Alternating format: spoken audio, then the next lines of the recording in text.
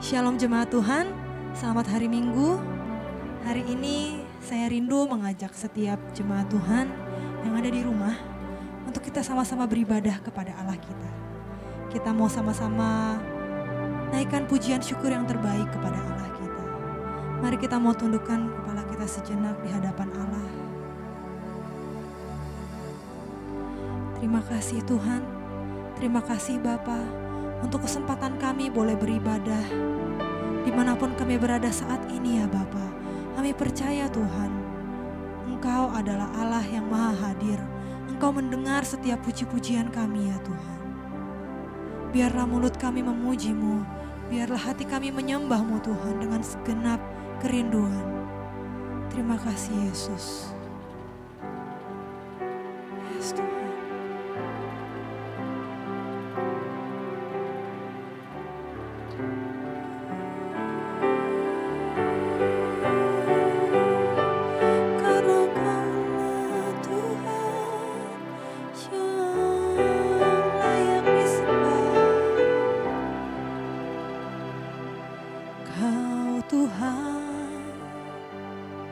Penolong dalam hidupku, ku percaya hanya kepadamu.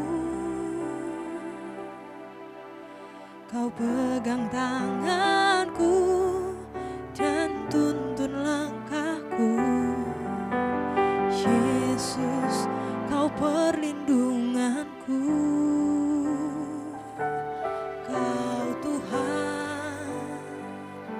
Kekuatan dalam hidupku, penolongku dalam kesesakan.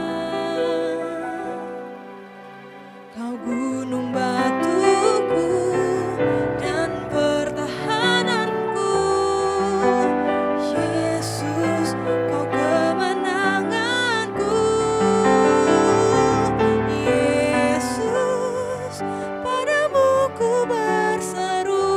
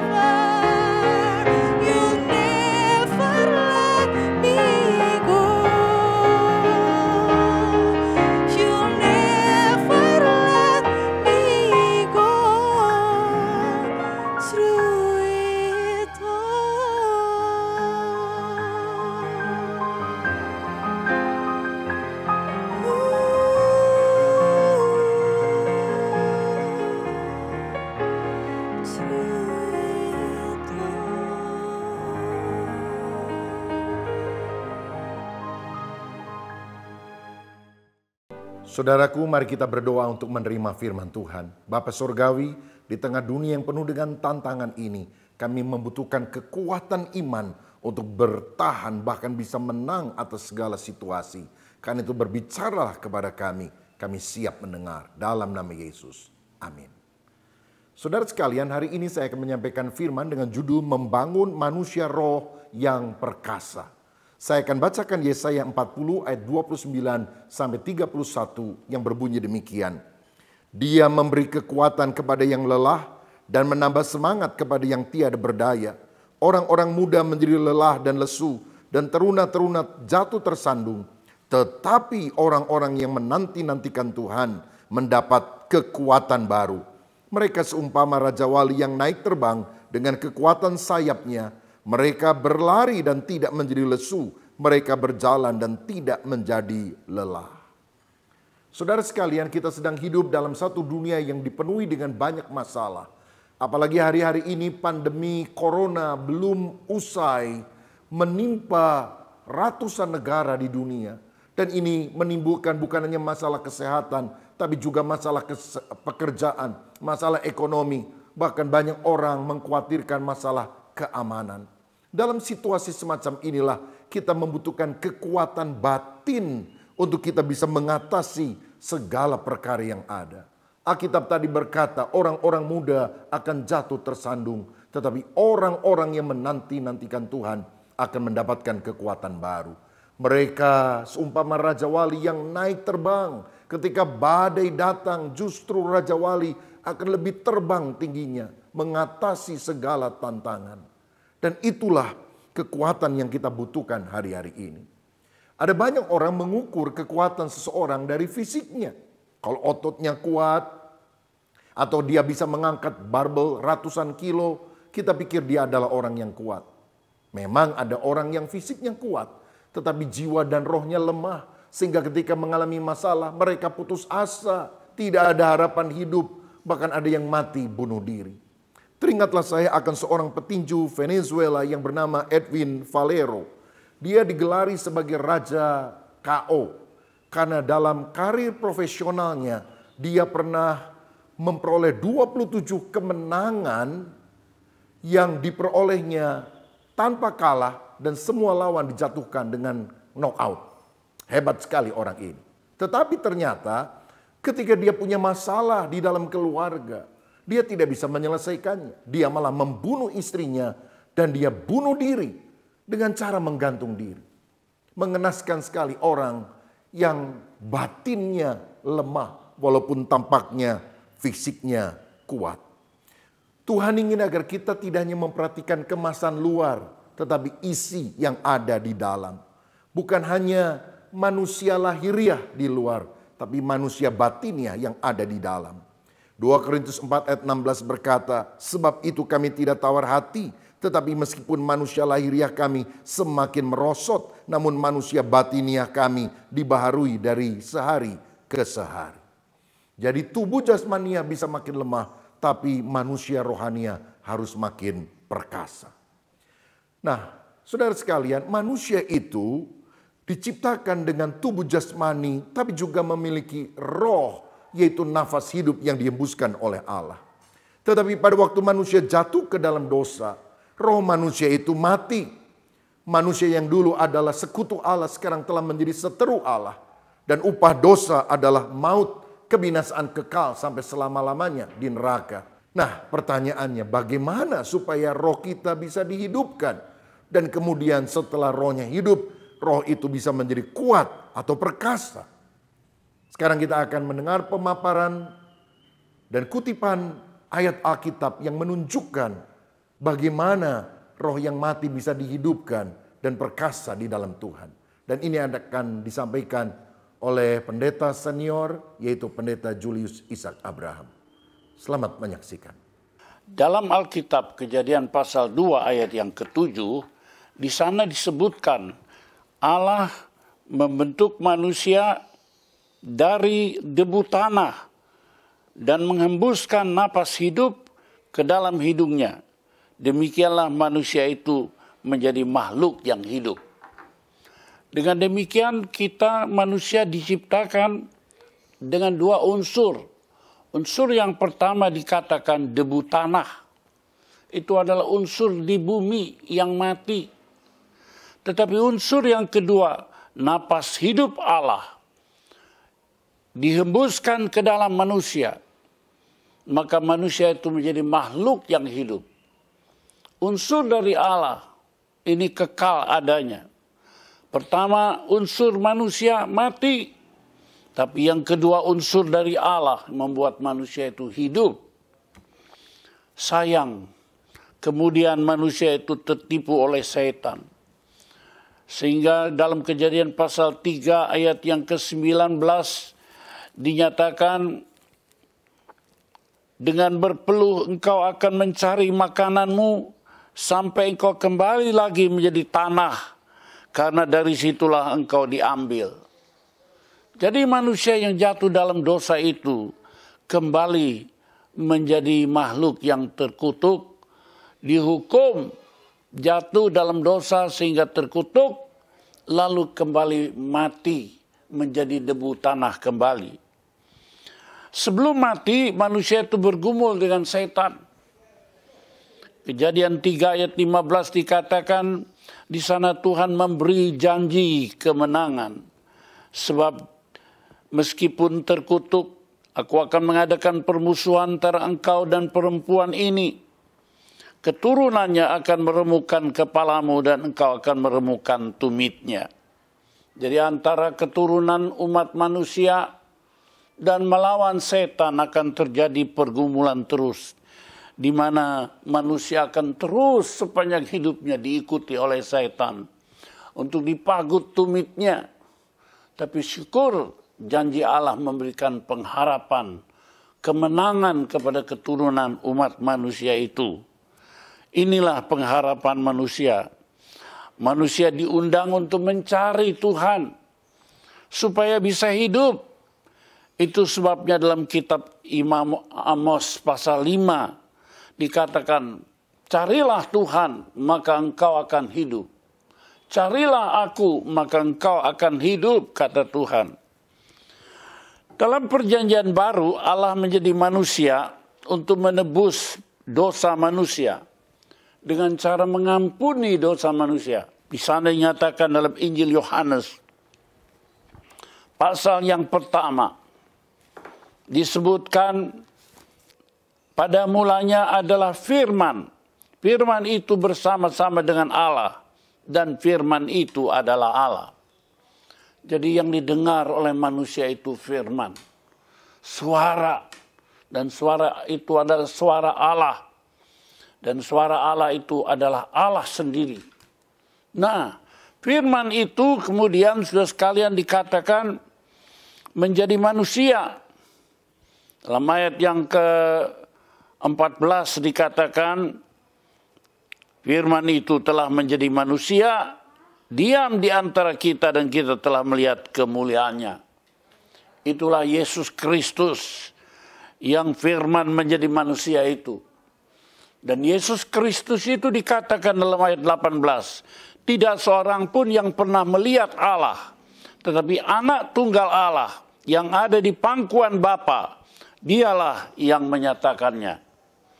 Jadi anak tunggal yaitu Yesus Kristus itu menyatakan tentang Allah. Dan siapa yang memandang Yesus, dia memandang kepada Allah.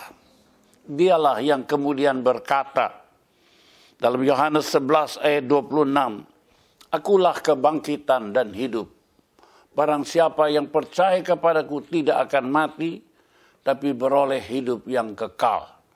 Saudara-saudara, bagaimana manusia membangun hidupnya? Satu, membangun manusia daging itu akan binasa. Tetapi membangun manusia roh itu akan hidup kekal. Itulah sebabnya dalam Yohanes pasal 4 ayat 24. Menyembah Allah dalam roh dan kebenaran. Roh hati manusia harus takut dan hormat. Dan kebenaran kita harus taat akan firman-Nya. Dengan demikian kita menjadi manusia perkasa seperti Abraham, seperti Musa, seperti Daud, seperti Paulus yang membangun roh. sehingga menjadi manusia yang kuat dan perkasa. Amin. Inti dari pemaparan firman tadi adalah kita diciptakan dengan jasmani dan juga unsur rohania. Unsur rohania ini sifatnya kekal. Tetapi karena manusia berdosa, manusia harus binasa. Jadi sekarang orang yang tidak percaya kepada Yesus itu ibarat zombie, mayat hidup. Tampaknya hidup, bisa bergerak, bisa bekerja, bisa makan. Tapi di hadapan Tuhan, dia adalah mayat, dia mati. Tetapi Tuhan telah menjanjikan kedatangan juru selamat, yaitu Yesus Kristus. Sehingga setiap orang yang percaya kepada Yesus, roh yang mati itu dihidupkan lagi. Sehingga memperoleh persekutuan yang manis dengan Tuhan. Karena dalam Efesus 2 ayat 4-5 dikatakan, tetapi Allah yang kaya dengan rahmat oleh karena kasih-Nya yang besar yang dilimpahkannya kepada kita telah menghidupkan kita bersama-sama dengan Kristus. Sekalipun kita telah mati oleh kesalahan kita, oleh kasih karunia kamu diselamatkan. Kita mati karena dosa, tapi dihidupkan ketika kita percaya kepada Kristus. Dan itu bukan karena amal kebaikan kita, tetapi karena kasih karunia, grace, karena kebaikan Tuhan bagi setiap orang yang mau percaya kepada Yesus. Jadi maukah saudara percaya kepada Yesus, juru selamat satu-satunya, agar rohmu yang mati karena dosa dihidupkan oleh Tuhan. Bukalah hatimu, karena keselamatan akan tersedia bagi saudara yang percaya kepadanya. Nah, bila roh kita sudah dihidupkan oleh karena iman kepada Kristus, bagaimana kemudian kita melatihnya supaya roh kita ini tidak lemah, tetapi kuat, perkasa di dalam Tuhan? Ada dua hal yang kita bisa lakukan. Yang pertama, kita harus hidup dalam firman. Yang kedua, kita harus hidup dalam doa. Nah, pada bagian yang pertama ini saya akan jelaskan. Kita harus hidup dalam firman. Karena firman itu adalah makanan rohani. Matius 4 ayat 4 berkata, manusia tidak hidup dari roti saja, tapi dari setiap firman yang keluar dari mulut Tuhan. Saudara sekalian, kita bisa mengisi tubuh jasmani kita dengan berbagai macam makanan. Makan capcay, puyunghai, barongsai, bakmi, bakso, bakcang, bakut, bakpao, bakyak.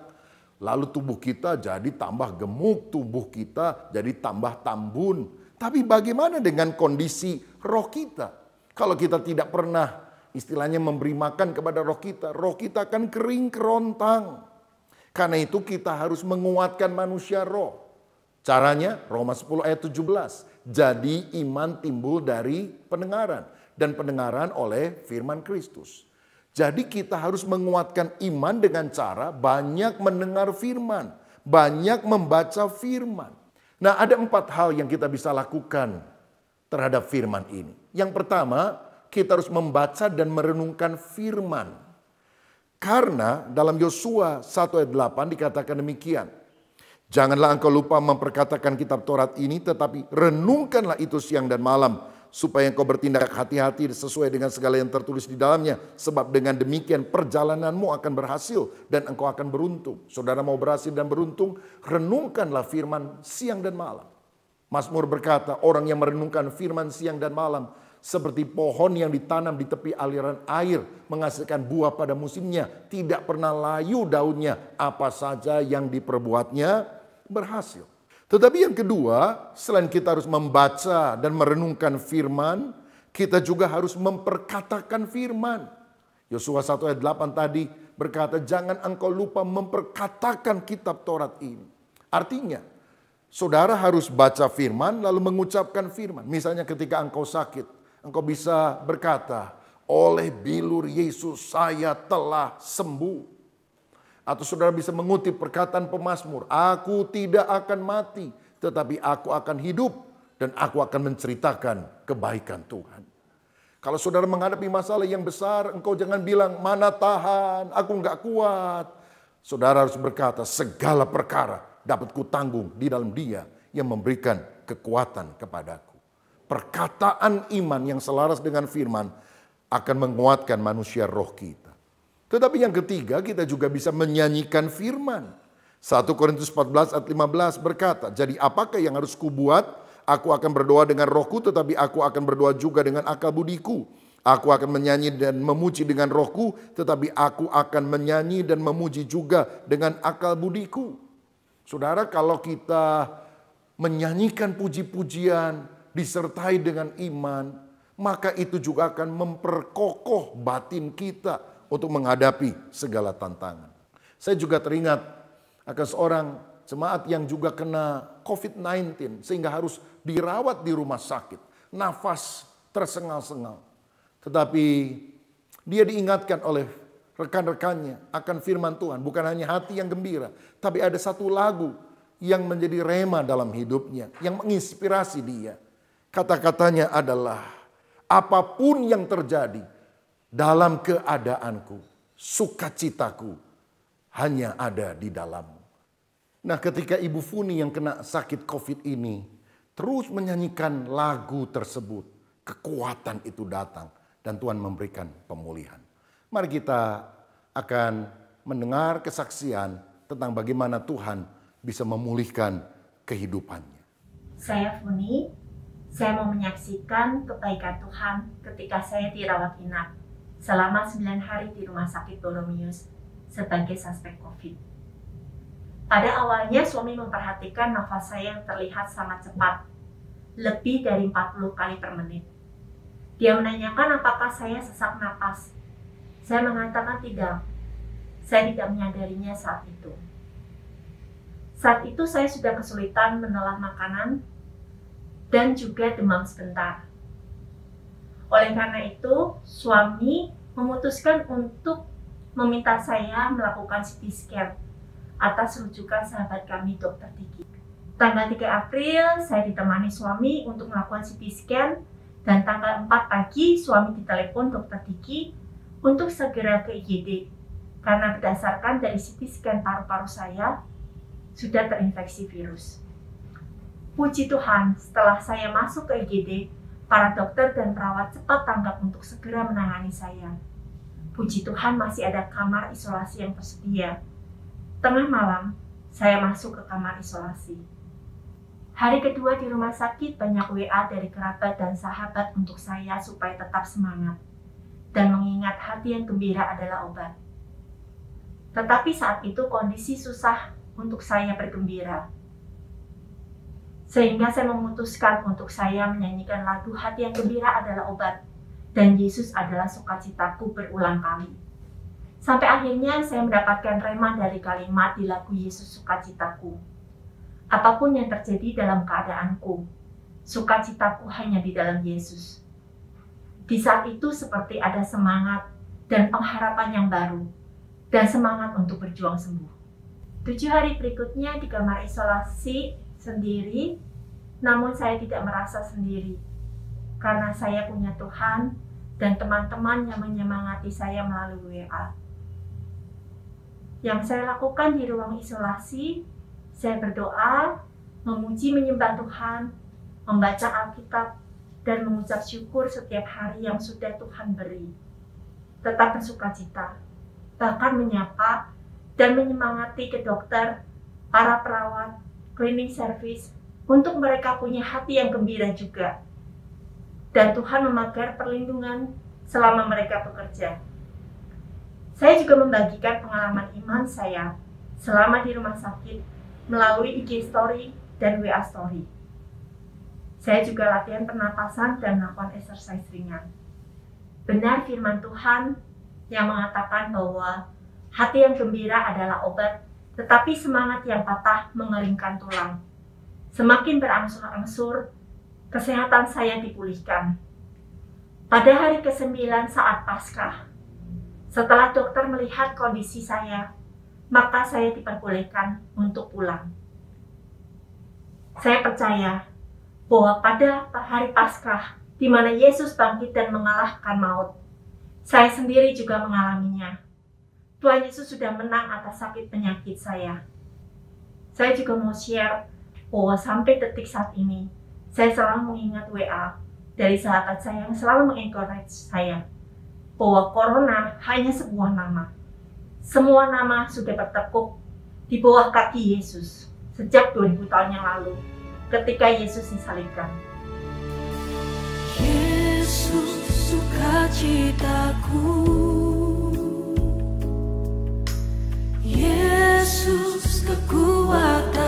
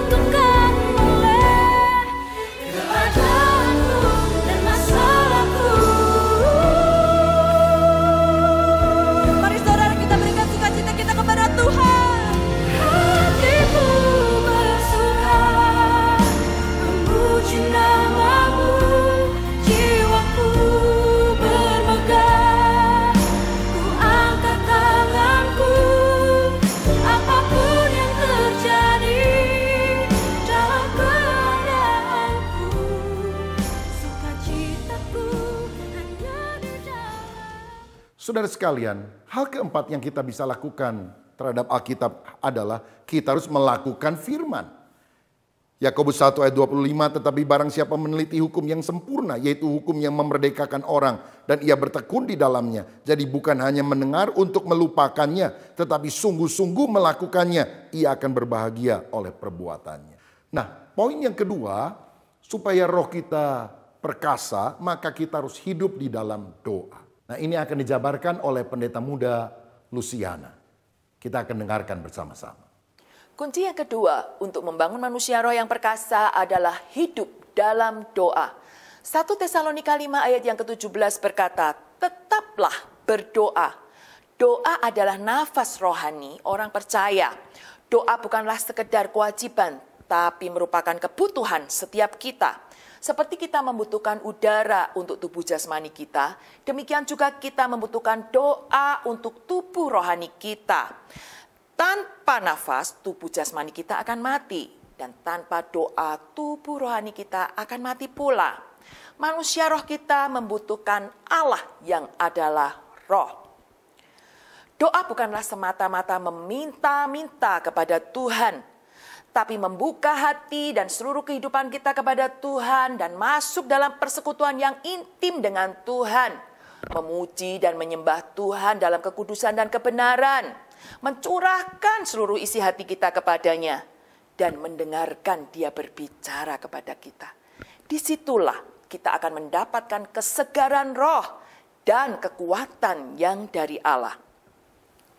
Yesus menegaskan kepada murid-muridnya dalam sebuah perumpamaan di Lukas 18 ayat yang pertama, bahwa mereka harus selalu berdoa dengan tidak jemu-jemu.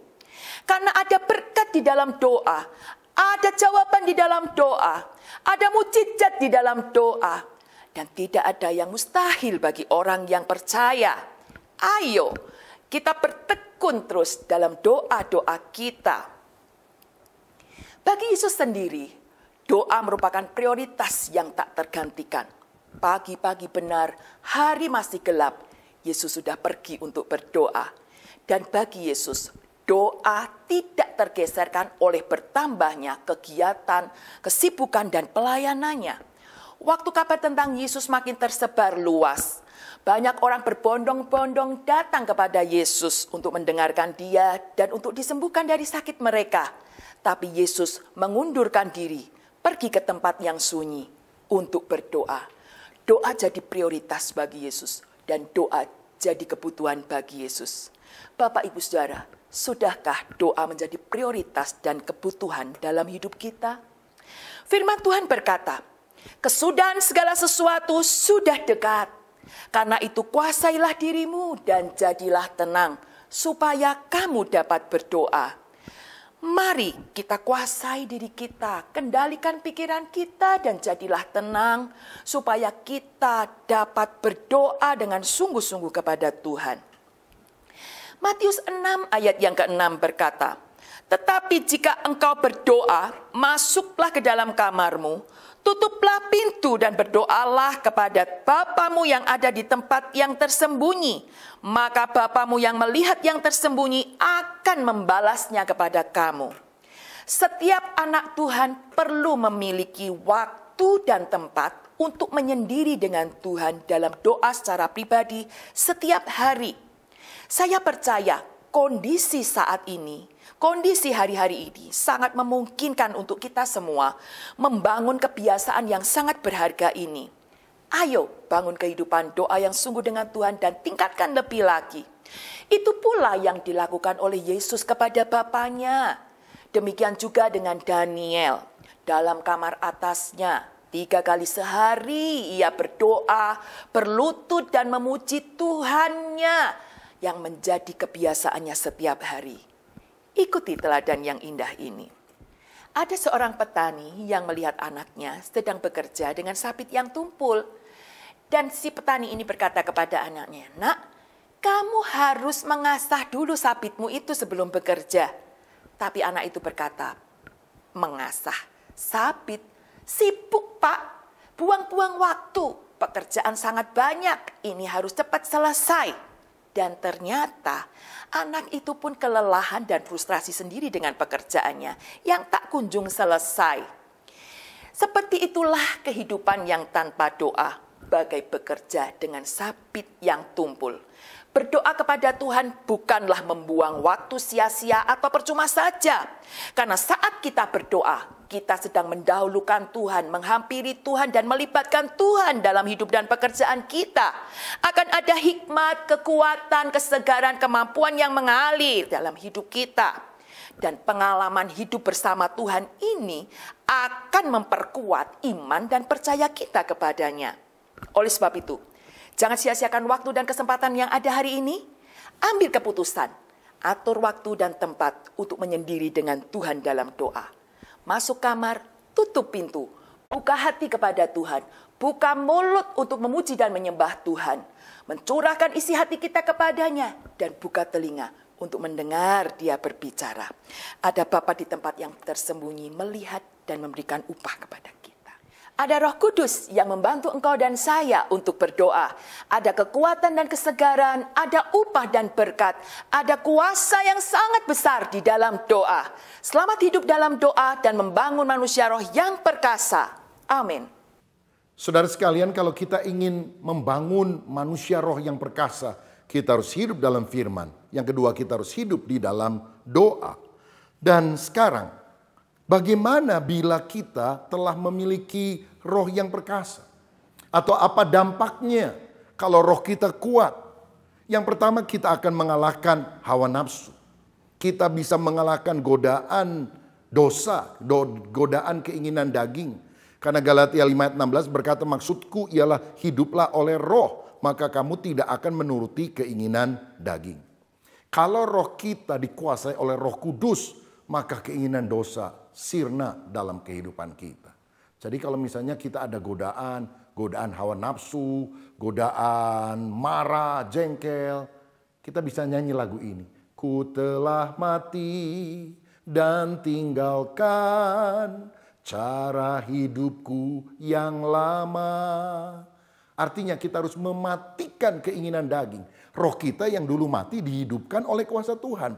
Tapi roh ini kemudian harus mematikan keinginan daging. Artinya tidak mengikutinya, tidak melampiaskan nafsu. Tetapi berkata, no, tidak, aku harus lebih taat kepada Tuhan.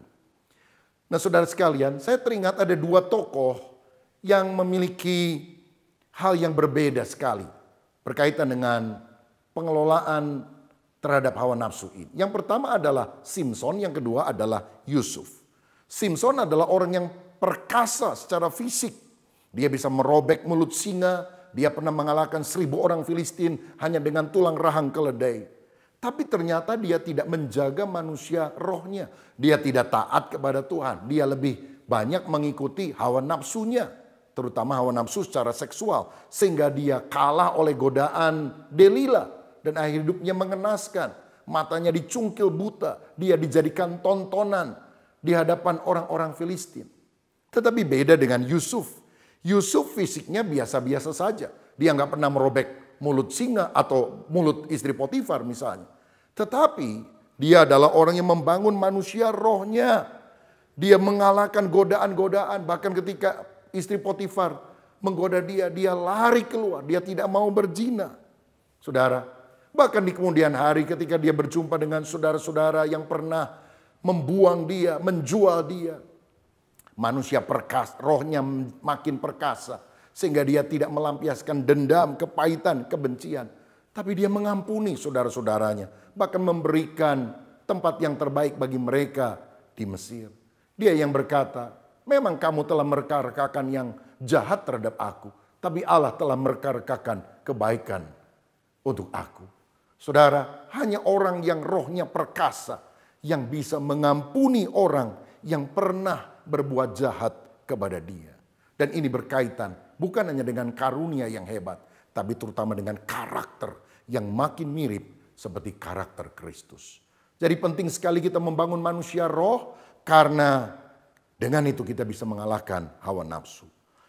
Nah yang kedua, apa dampaknya kalau kita memiliki manusia roh yang perkasa? Kita bisa mengatasi kesulitan hidup. Kebenaran kedua ini akan dijabarkan oleh Saudara Christopher. Mari kita dengarkan bersama-sama. Ketika kita mengalami kesulitan di dalam hidup ini, ada dua pilihan. Apakah kita mau khawatir, mau terpuruk dalam masalah, atau kita mau keluar jadi pemenang? Bagaimana caranya agar kita bisa keluar dari pemenang ketika kita menghadapi kesulitan? Matius 6 ayat yang ke-22 mengatakan, mata adalah pelita tubuh. Jika matamu baik, teranglah seluruh tubuhmu. Jika matamu jahat, gelaplah seluruh tubuhmu. Jadi ketika kondisi seperti hari ini, janganlah fokus terhadap masalah yang kita hadapi. Janganlah fokus terhadap berita-berita yang ada. Sosial media, grup WhatsApp, berita-berita di media sosial yang semuanya mencekam, membuat kita takut. Tetapi kita harus fokus menguatkan manusia roh kita. Bagaimana caranya? Bacalah firman Tuhan. Banyaklah pandang firman Tuhan. Pandang kepada Tuhan. Apa yang Tuhan akan lakukan di dalam masa sulit ini. Cari jawaban Tuhan. Kita mau belajar dari seorang tokoh Alkitab yang bernama Daud. Ketika dia mengalami kesulitan. Ketika dia kalah dalam berperang. Bahkan Daud diculik istri dan anak-anaknya. Dan pada saat yang bersamaan, seluruh rakyatnya ingin membunuh Daud karena Daud tidak bisa menjaga kota tersebut. Kita lihat di 1 Samuel 30 ayat yang ke-6. Dan Daud sangat terjepit karena rakyat mengatakan hendak melempari dia dengan batu. Seluruh rakyat itu telah pedih masing-masing karena anaknya laki-laki dan perempuan. Tetapi Daud menguatkan kepercayaannya kepada Tuhan Allahnya. Jadi kita lihat di sini ketika Daud di tengah himpitan, terjepit, nggak ada jalan keluar, nggak tahu harus gimana lagi. Daud tidak buru-buru menyerah, Daud tidak terburu-buru ingin bunuh diri, Daud tidak ingin balas dendam dengan terburu-buru, tetapi Daud mencari wajah Tuhan, menguatkan manusia rohnya, dia menguatkan imannya kepada Tuhan. Dan yang kita lihat, Daud mendapatkan jawaban dari Tuhan ketika dia duduk tenang di hadapan Tuhan, mencari jawaban Tuhan. Bagaimana dengan kondisi kita hari ini? Apakah kita hari ini mengalami kesulitan di dalam keluarga, mengalami percekcokan, mungkin di dalam bisnis juga hancur, gaji dipotong, THR tidak dapat, cicilan tetap harus dibayar, pusing semuanya. Tapi apa yang kita lakukan? Apakah kita meratapi nasib? Atau kita maki-maki bos kita? Atau kita malah rusuh, malah marah kepada Tuhan juga malahan? Atau kita mau duduk diam, tetap menyembah Tuhan, memuji Tuhan, mengatakan Tuhan Engkau baik, Tuhan Engkau adalah sumber jawabanku, Engkau akan memelihara hidupku. Lakukan itu, maka roh kita akan dikuatkan. Satu ayat yang menguatkan kita semua dari 1 Korintus 10 ayatnya yang ke-13. Pencobaan-pencobaan yang kamu alami ialah pencobaan-pencobaan biasa yang tidak akan melebihi kekuatan manusia. Sebab Allah setia, karena itu Ia tidak akan membiarkan kamu dicobai melampaui kekuatanmu. Pada waktu kamu dicobai, Ia akan memberikan kepadamu jalan keluar sehingga kamu dapat menanggungnya.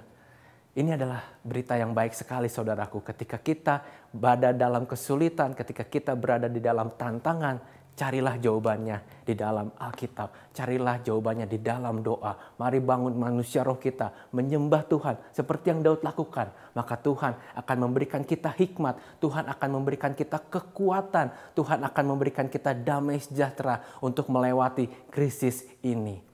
Ada satu kesaksian yang luar biasa.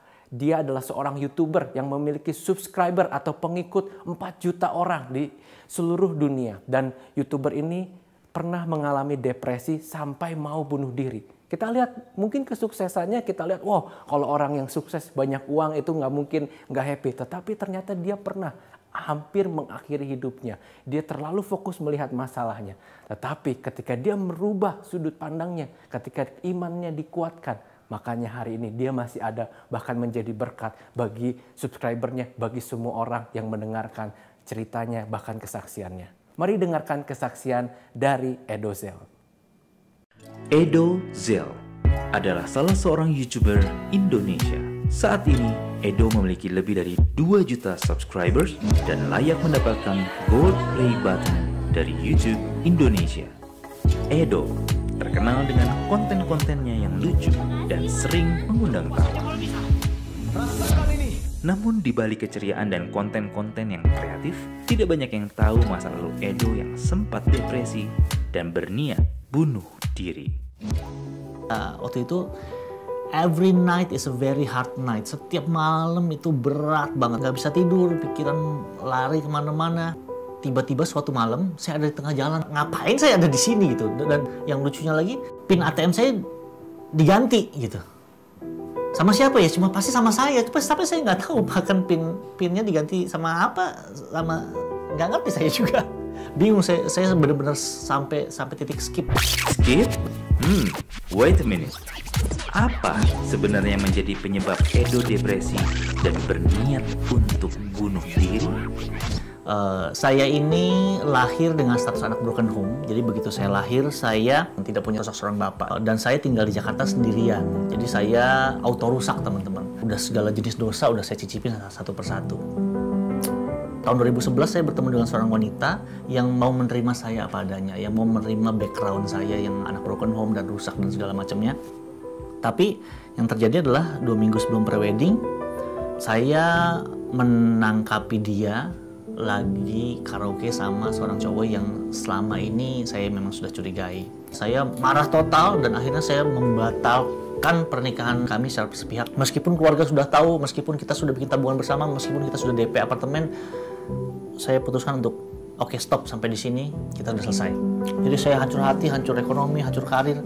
Yang saya lakukan tiap hari itu hanya bangun tidur dan berharap bahwa semua yang terjadi kemarin itu cuma mimpi doang. Mau nangis nggak bisa nangis, mau marah nggak mau marah sama siapa, mau gantung diri, tapi di kosan saya tidak ada gantungannya. Setelah mengalami depresi beberapa bulan, Edo meminta nasihat kepada seseorang. Seperti apa tanggapan yang Edo dapatkan? Di gereja saya punya konseling, dan di konseling itulah saya ceritakan tentang depresinya saya. Harapan saya ya pada saat saya lagi depresi itu, saya dengar cerita, saya berharap konselor saya ikutan terharu, ikutan merasakan lah gitu, empati, tapi tidak.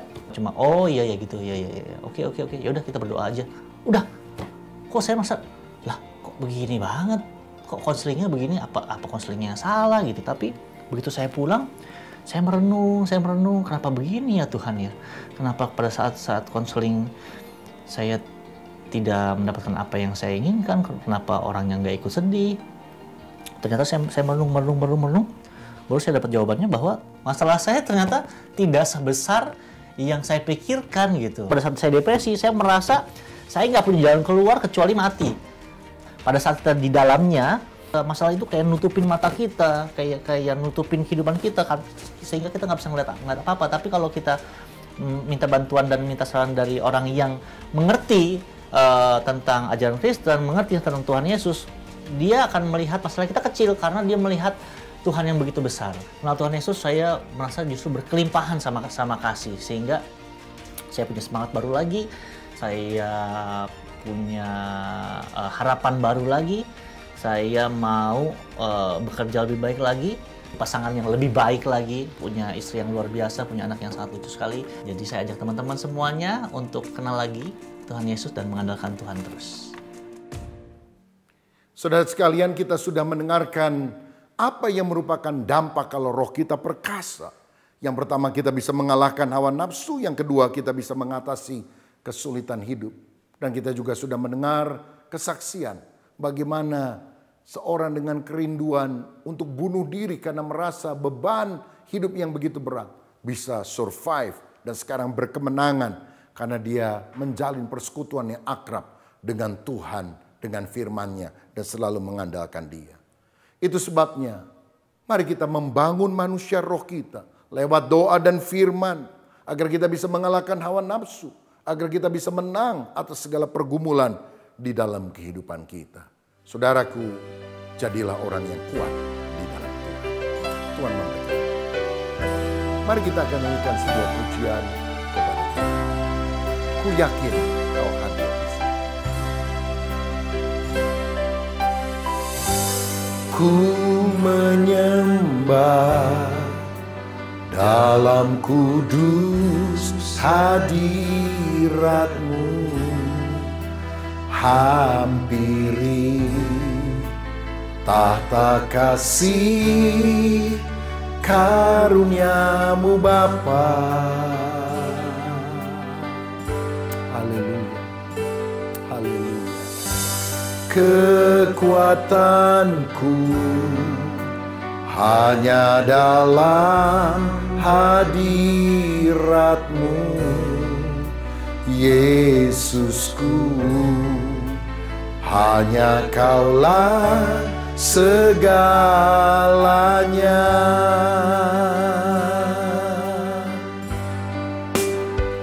Ku yakin Kau hadir di sini, ku rasakan kuasa yang tak terbatas. Ku yakin Kau nyata di sini, kemenangan terjadi di sini. Mari kita berdoa dengan segenap hati. Terima kasih Tuhan untuk firman-Mu. Roh Kudus, mari tolong setiap kami, untuk kami dimampukan membangun manusia roh kami masing-masing, melalui doa dan firman Tuhan. Turunlah anugerah, turunlah gairah dan kekuatan dari Tuhan, rasa haus dan lapar akan firman-Mu, gairah untuk bersekutu dengan Engkau. Dalam nama Yesus kami mau membangun manusia roh yang perkasa dalam pertolongan Roh Kudus. Terima kasih Tuhan, kami mau hidup dalam kemenangan bersama dengan Engkau. Dan hari ini kami datang kepada Tuhan tidak dengan tangan yang hampa. Kami mau membawa persembahan kami kepada Tuhan. Tuhan, walaupun lewat transfer, mari Tuhan berkati setiap kami. Terimalah persembahan kami ya Tuhan, dan turunlah berkat anugerah-Mu atas hidup kami. Kami berdoa di dalam nama Yesus. Haleluya. Amin.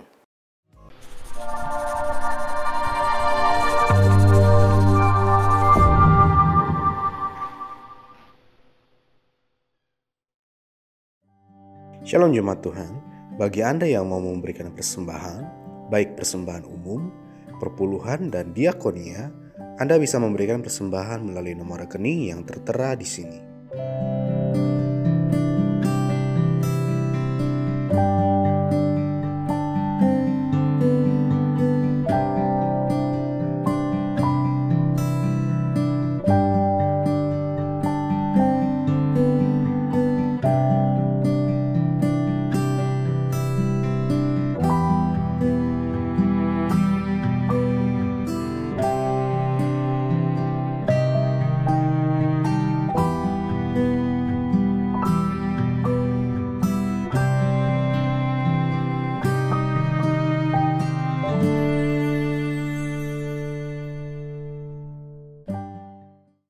Ikutilah Mesbah Keluarga bersama Pendeta Dr. Rubin Adi Abraham dan keluarga secara live setiap hari Senin hingga Sabtu jam 5 sore. Anda dapat mengikutinya melalui Instagram, Facebook, dan YouTube.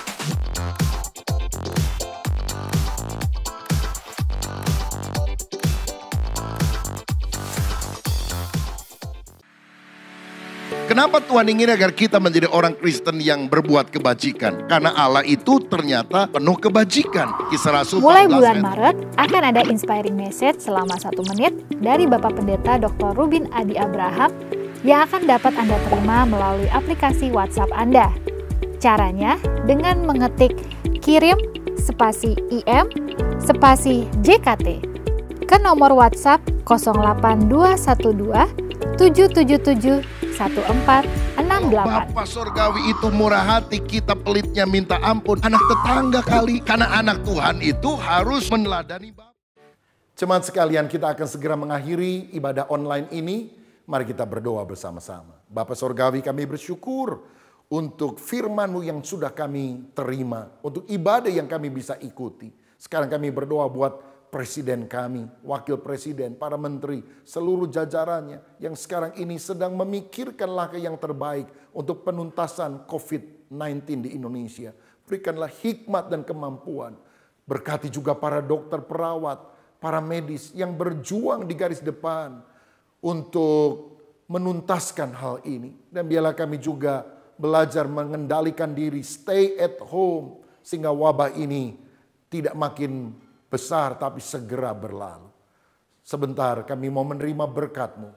kami mau mengangkat hati kami. Tuhan memberkati dan melindungi engkau. Tuhan menghadapkan wajahnya kepadamu dan memberikan engkau kasih karunia. Tuhan menghadapkan wajahnya kepadamu dan memberi engkau damai sejahtera. Terimalah kasih dari Allah Bapa Surgawi, kasih karunia Tuhan Yesus Kristus, dan persekutuan Roh Kudus menyertai kita sekalian mulai hari ini sampai selama-lamanya. Amin. Salam sehati, Tuhan memberkati.